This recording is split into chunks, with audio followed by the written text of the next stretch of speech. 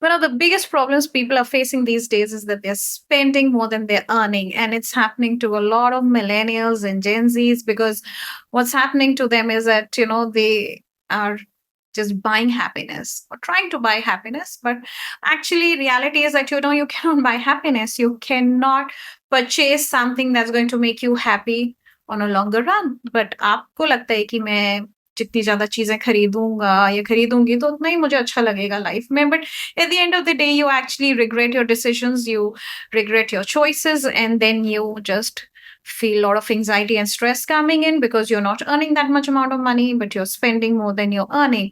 So इसके लिए बहुत ज़रूरी है इस चीज़ का ध्यान रखना कि what kind of influence is coming into your life. Now, we don't realize that we're getting influenced by what we're seeing on our phones. हमारे phones पे हमेशा कुछ ना कुछ notification आती रहती है, and that notification is about somebody posting a reel or some sort of savings gimmickry from online shopping.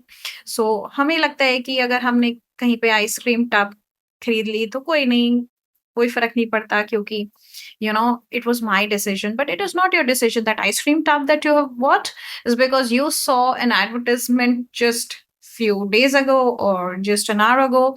And if you've bought that clothing item or that accessory, then it's because you saw somebody wearing it.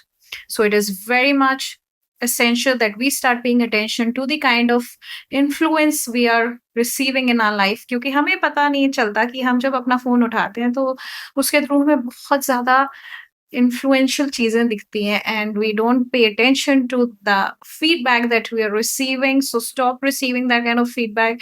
Stop getting manipulated by the companies that are trying to sell you things, because at the end of the day, you need to stop spending more than you're earning, because if you want your mental health to be good, then you need to keep your finances in check. You need to start saving for a rainy day.